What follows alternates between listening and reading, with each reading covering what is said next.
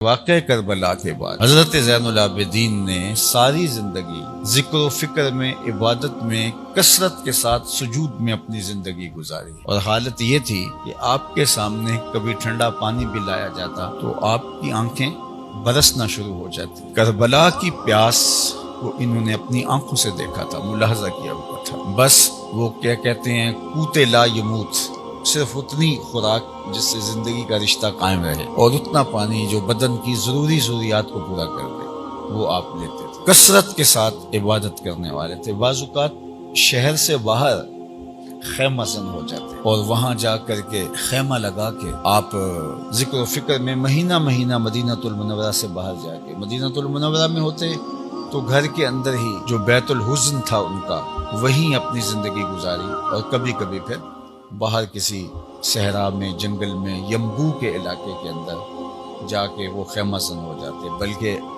تاریخ کا ایک واقعہ ہے کہ قاتلان حسین کا جب بدلہ لیا گیا، اللہ نے ابو عبیدہ مختار الثقفی کو مقرر کر دیا، اللہ جس سے چاہے کام لے لے، اور پھر جس نے بھی امام حسین رضی اللہ تعالی عنہ کی شہادت میں کوئی کردار ادا کیا تھا، آپ کے قتل میں شریک ہوا تھا، چن کر ابو عبیدہ نے جو ہے وہ ان سے بدلہ لیا، اور بہت ہی سختی کے ساتھ اور بہت ہی شدت کے ساتھ ان کا مقابلہ کیا۔ ایک بار ایسا ہوا، حضرت امام زین العابدین شہر سے نکل کے دور کسی صحرا کے اندر خیمہ زن تھے، اور مصلی بچھا ہوا تھا، ضروری کھانے کے لیے کھجوریں دستیاب تھیں، اور پانی کا ایک مٹکا تھا جس میں کچھ پانی تھا، اور وہاں ذکر و فکر میں مشغول تھے۔ مختار ثقفی کی افواج جو ہیں وہ قاتلان حسین کے مقابلے کے اندر برسر پیکار تھی۔ خیر، اللہ تعالیٰ نے اسے کامیابی عطا کی، اور یزید کے حامیوں کا جو لشکر تھا وہ تتر بتر ہو گیا۔ تو جو مرکزی کردار تھا، آپ جانتے ہیں، وہ ابن زیاد تھا، یزید نے جس کو باقاعدہ بصرے سے کوفہ کی گورنری دی تھی، اور اس کو ٹاسک دیا تھا حضرت امام حسین رضی اللہ تعالی عنہ کو شہید کرنے کا۔ تو یہ ابن زیاد بھی اس لڑائی میں جو ہے وہ مقابل تھا مختار ثقفی کی فوجوں کے مقابلے میں، لیکن جب شکست کھا گیا تو اس نے اپنے گھوڑے کو ایڑ لگائی اور اپنی جان بچانے کے لیے سر پٹ گھوڑا دوڑاتا ہوا بہت دور نکل جانا چاہ رہا تھا، لیکن پیاس کی اتنی شدت طاری ہوئی کہ اس کے لیے مشکل ہو گیا چلنا۔ اچانک اس نے صحرا کے اندر ایک خیمہ دیکھا، مرتا کیا نہ کرتا اترا اور اس خیمے کا پردہ سرکایا۔ وہاں امام زین العابدین عبادت میں مصروف تھے، اور اس نے کہا کہ مجھے پیاس لگی ہے، مجھے پانی دیا جائے۔ امام زین العابدین نے سر اٹھایا، دیکھا، اور پانی کا کٹورا بھرا اور ابن زیاد کو دیا۔ سمجھا مجھے پہچانا نہیں۔ دوسری مرتبہ پیاس شدت کی تھی، پھر پانی مانگا، پھر دیا، پھر تیسری مرتبہ مانگا، تیسرا پیالہ بھی بھر کے اس کو پانی کا دیا، اور عبادت میں، تلاوت میں مشغول ہو گئے۔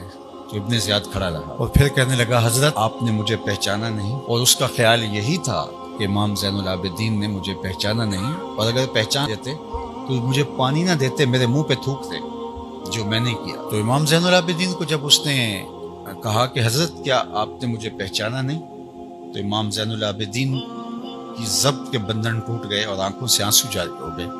فرمایا، ظالم تجھے نہیں پہچانتا جس نے میرا خاندان اجاڑ کے رکھ دیا؟ تو کہا کہ اگر آپ نے مجھے پہچان لیا ہے تو میرے ساتھ پھر آپ کا یہ رویہ کیسا؟ فرمایا کہ ایک بار ہم مہمان بن کے تمہارے گھر گئے تھے، جو تم نے سلوک کیا وہ تمہاری تربیت تھی، اور آج تم پیاسے بن کے، سائل بن کے ہماری دہلیز پہ کھڑے ہو، جو ہم کر رہے ہیں یہ ہمارے نانا کی تربیت۔ وہ ایک فقیر تھا، دریا کنارے وضو کر رہا تھا، تو ایک لکڑی تیرتی ہوئی آ رہی تھی، اس کے اوپر ایک بچھو تھا۔ لکڑی کے پانی کے ہچکولوں کی وجہ سے کبھی وہ بچھو پانی میں گرتا، پھر کوشش کر کے اس کے اوپر چڑھ جاتا، تو ان کو ترس آیا، انہوں نے سوچا کہ اس بچھو کو نکال دیں۔ تو جب بچھو کو پکڑ کے نکالنے لگے تو بچھو نے ان بزرگوں کے ہاتھ پہ ڈنگ مار دیا، انہوں نے ہاتھ جھٹک دیا، پھر گر گیا، پھر نکالنے لگے، 7 مرتبہ ایسا ہوا۔ تو کوئی آپ کا جو مصاحب تھا اس نے کہا، حضرت 7 مرتبہ اس نے ڈنگ مارا ہے اور آپ پھر بھی اس کو نکالنے کی سعی کر رہے ہیں۔